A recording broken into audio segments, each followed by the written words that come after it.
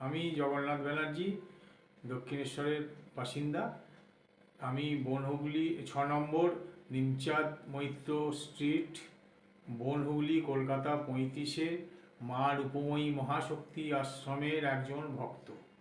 আমি এই আশ্রম থেকে মায়ের অনেক দৈব এবং ওষুধ নিয়েছি, আগে নিয়েছি এবং এখনও নেবার জন্য আমি মনে মনে করেছি। এবং এই ওষুধগুলোর জন্যে আশ্রমের থেকে আমার থেকে কোনো রকম কোনো পয়সার কথা বলেনি, বা আমি বিনামূল্যে ওষুধগুলো পাই।